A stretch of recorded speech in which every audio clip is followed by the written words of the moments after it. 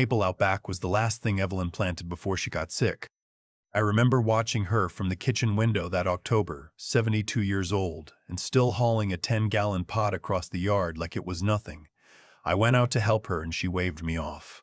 "I know where I want it," she said. "Right there, where the morning light hits." I stood on the porch and watched her dig. She was right about the light. She was always right about things like that. That was 3 years ago. The maple is doing fine. I am doing fine. That's what I tell people anyway. My name is not important. What matters is this: I am 68 years old.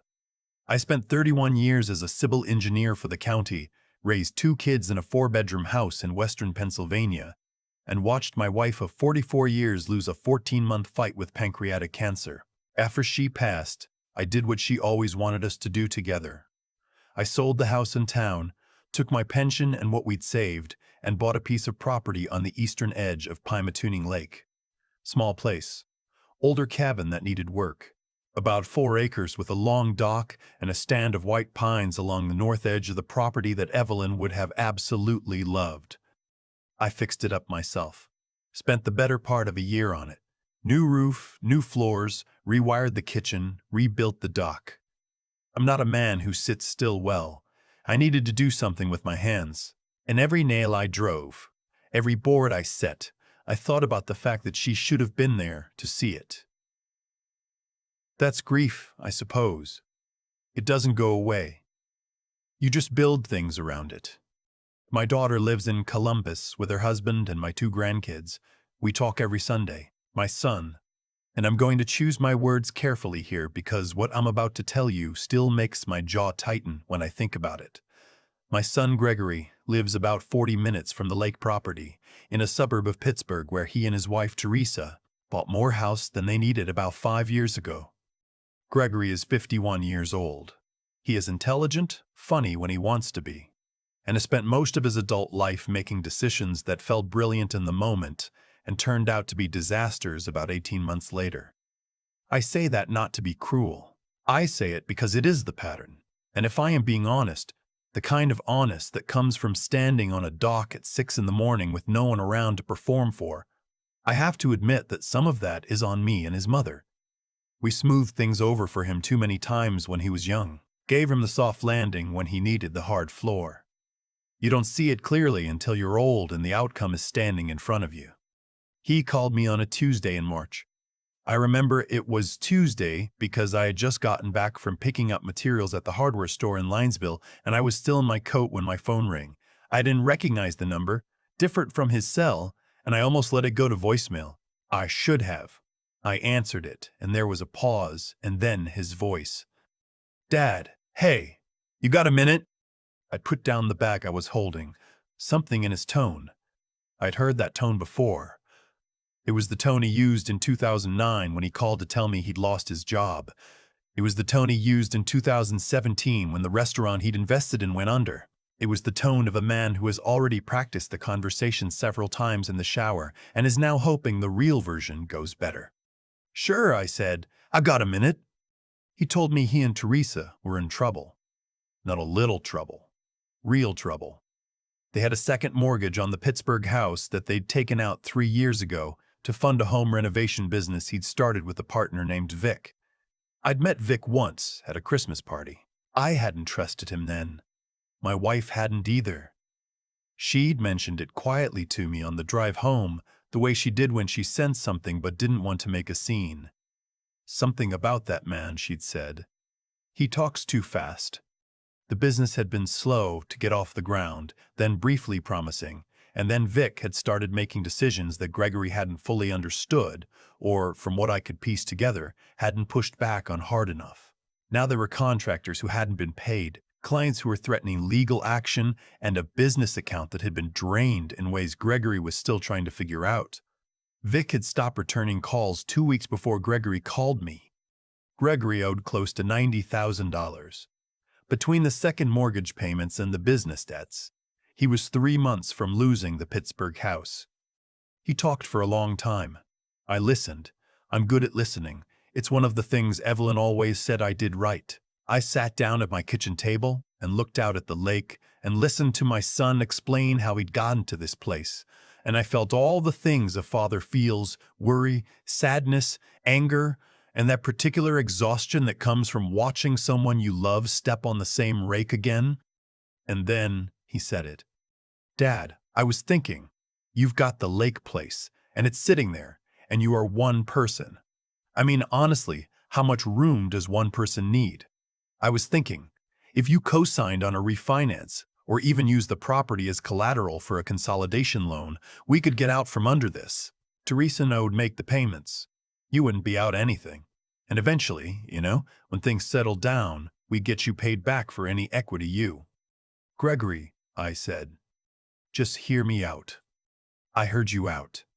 There was a silence. "That property," I said carefully, "was bought with money your mother and I saved for 40 years. I fixed it up to honor something she wanted. It is the only thing I have that I am not willing to put at risk. Dad, it's not like anything would happen to it. We'd be making the payments. You're currently 3 months behind on your existing mortgage and telling me Vic emptied your business account. Forgive me if your payment history isn't the reassurance you think it is." His voice changed, got quieter, more strained. Teresa apparently was in the next room, and they'd already discussed this, and they were counting on a certain answer. He said something about the grandkids, about how the kids didn't deserve to lose their home over something that wasn't their fault, which was true, but also not the argument he thought it was. I told him I loved my grandchildren and that my grandchildren were not collateral for a loan either. The call ended badly. Not with shouting. We don't shout, the men in my family. But with a coldness that I felt for days afterward. He said he needed to think. I said I thought that was a good idea. He hung up. I sat at that kitchen table for a long time after. The lake was doing what it does in March. Gray and restless, surface moving in low waves. I thought about Evelyn. I thought about what she would have said. She would have been heartbroken about Gregory. But she would not have signed anything. She was warm, but she was not soft. There's a difference, and I spent a lot of years learning to tell them apart. The calls started coming more regularly after that. Gregory. Then Teresa. Then Gregory again. The argument shifted, sometimes practical, sometimes emotional, sometimes both at once, which is the most exhausting kind. Teresa told me that Evelyn would have helped. I let that sit for a moment, and then I said very quietly that Evelyn is not here, and that I don't speak for what she would have done, and that I would appreciate it if Teresa didn't either. There was a long pause after that. My daughter called me around that time too. Not about the loan. Gregory had called her apparently, trying to build a coalition. She listened to the whole thing and called me and said simply, "Don't do it, Dad." I told her I wasn't planning to. She said, "Good." We talked about the grandkids for a while, and then she said, "How are you actually doing?" And I told her the truth, which was that I was tired, and that I missed her mother, and that I was going to be fine. What I didn't tell either of my kids was what I'd already started doing. The Tuesday after Gregory's first call, I had driven into Linesville and met with a lawyer whose office I'd passed a dozen times and never needed. Her name was Patricia, and she was sharp and direct and didn't waste words, which I appreciated. I told her the situation. She listened, made a few notes, and then walked me through my options. I already knew I wasn't going to sign anything. That had never been a question. What I wanted to do was make absolutely certain that my position was airtight, legally, structurally, permanently, so that no amount of pressure, no matter how it was applied, could put that property in jeopardy without my full and willing participation, which I was never going to give. Patricia helped me establish a living trust for the lake property. Under that structure, the property wasn't simply something I owned outright and could be pressured into signing over or using as collateral in a moment of weakness or exhaustion. It was held in trust with specific terms, with my daughter named as successor trustee, not Gregory. There was a reason for that. Patricia understood without my having to explain it at length. She also helped me draft a letter, not threatening, not unkind, but precise, that I sent to Gregory by certified mail. It laid out, clearly and in plain language, that the lake property was now held in a revocable living trust and could not be used as collateral for any loan without the agreement of the trustee, and that no such agreement would be forthcoming. It also said that I loved him, and that I hoped he found a path through this that didn't require putting someone else's security at risk. I sent the letter on a Thursday. Gregory received it the following Monday. He called me that evening. "You put the property in a trust?" "I did." "When?" "Recently." A pause. "Did you do this because of me?" I thought about that for a moment. "I did it because it was the right thing to do for the property." "And yes, you accelerated the timeline." He was quiet for a while. I could hear the television in the background. One of his kids was watching something in another room. Some cartoon with voices I didn't recognize. Normal household sound. I held on to that for a second. "Gregory," I said, "I'm not your enemy. I'm not punishing you. I'm protecting something that I need to protect. And honestly, I think you know that. I think somewhere underneath all of this, you know that asking me to do this was not something you'd be proud of if you sat with it long enough." He didn't answer that directly, but the tone was different. The fight had gone out of it. We talked, eventually, about the actual problem. The $90,000, the business collapse, the house. I told him I thought he should talk to a bankruptcy attorney, not because it was a pleasant option, but because it might be the honest one. I told him I knew a financial counselor in Pittsburgh, someone Evelyn and I had used years ago when we were in a tight spot ourselves, before things got stable, and that I'd give him the name if he wanted it. I told him that if he needed help with groceries or the kids' school supplies or something immediate and concrete, I could help with that in a real way. I couldn't and wouldn't put the lake property on the line, but I was still his father. He was quiet for a long time. Then he said, "I'm sorry, Dad. I shouldn't have asked you that way." "No," I agreed. "You shouldn't have, but I understand why you did. When people are scared, they reach for whatever seems solid." "Mom would have figured something out," he said. His voice caught a little on it. "I know," I said. "She was better at this than me. Better at most things, honestly." Neither of us said anything for a bit.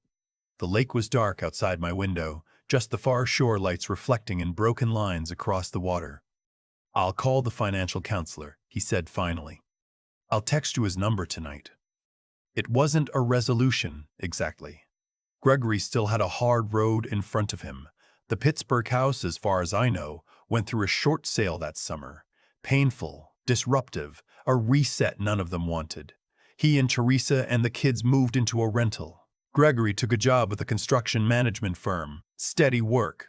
Less exciting than running his own thing, but real. I drove out to see the new place in September. It was smaller than what they'd had. Teresa seemed tired. The kids were fine. Kids are resilient in ways that make you grateful and a little ashamed of yourself by comparison. We sat on the small back porch after dinner while the kids watched TV inside, and Gregory said, without looking at me, "The trust was a smart move." "Patricia's smart," I said. "I just showed up." He smiled a little. "I would have pushed harder. I think you knew that." "I suspected it," I said. He nodded slowly. "The thing about this whole situation that I keep coming back to," he said, "is that I had convinced myself it was logical. That you had more than you needed and we needed it, and that made it fair. I didn't let myself think about what it meant to you, what it still means to you." He paused. "I'm sorry about that, Dad. Really." I looked out at the yard. Small yard. One tree near the fence, a dogwood, not yet big enough to give much shade. "You got a good tree there," I said. "Give it 10 years. He looked at me and then at the tree. "That's it? That's all you're going to say?" I accepted the apology. I said, "I'm just also thinking about the tree." He laughed. A real one, not a polite one. And for a minute, it was just the two of us on a porch in the September evening, and I thought about Evelyn, the way I always do. But it wasn't only sad this time. It was something else too. Grateful, maybe. For the laugh. For the tree. For the fact that we were still sitting there together. I drove home along Route 6 with the windows down and the radio off. It was dark by the time I crossed into Crawford County, and the fields on either side of the road were black and flat under a sky full of stars. I thought about the trust document in my filing cabinet. I thought about Patricia's careful, unbothered competence. I thought about Gregory's face when I told him the property was already protected, that the decision had already been made, that there was no pressure left to apply. When I got home, I walked out to the dock. It was a cool night, clear, no wind. The lake was completely still. That particular stillness it has in early fall before the surface gets cold enough to feel different when it's just dark glass all the way to the far shore. I stood there for a while. The maple Evelyn planted is doing well. It's got color early. She would have liked that. The roots are taking hold. Some things, if you tend them right and protect them when you need to, turn out exactly the way they were supposed to. I stood there in the quiet and I thought, this is mine.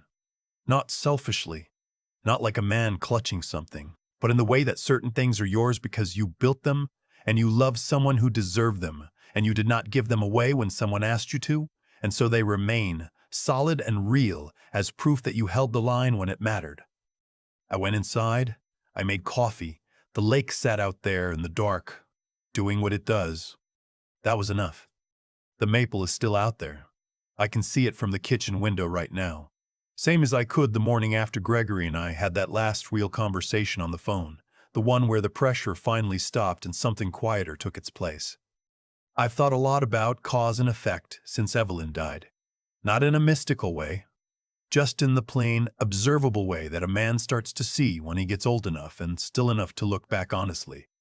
Things happen for reasons, not always fair reasons, not always clean ones, but reasons. Gregory didn't end up overextended and desperate because the universe was punishing him.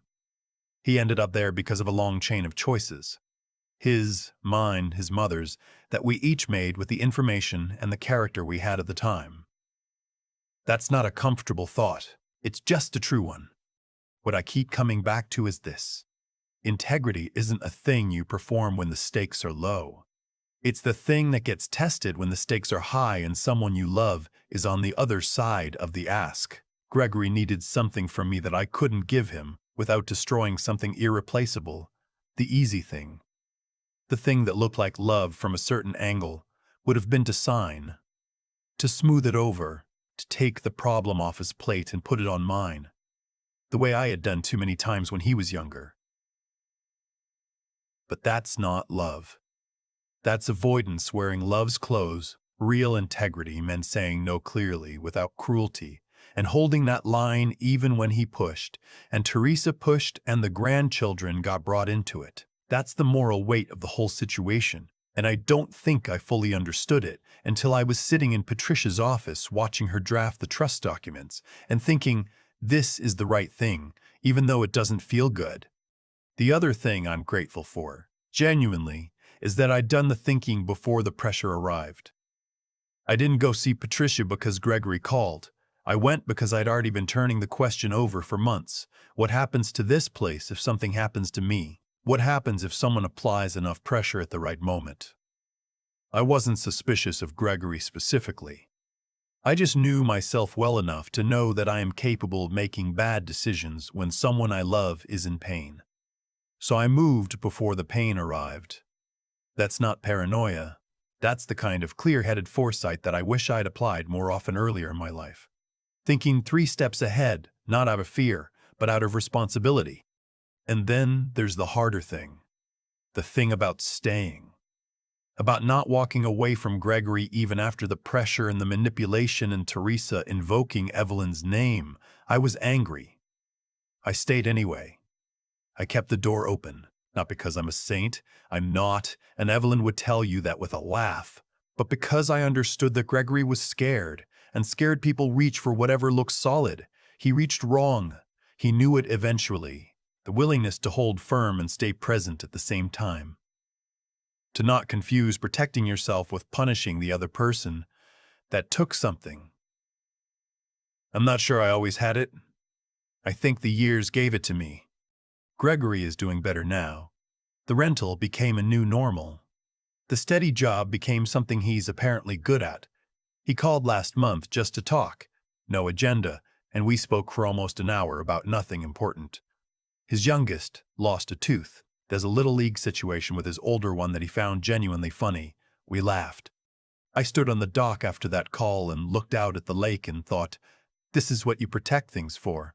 Not to win, not to prove a point, but so that you're still here, still standing, still the kind of person your kids can call when there's nothing wrong and nothing needed. Just a father and a son and an hour on the phone. The maple is doing fine.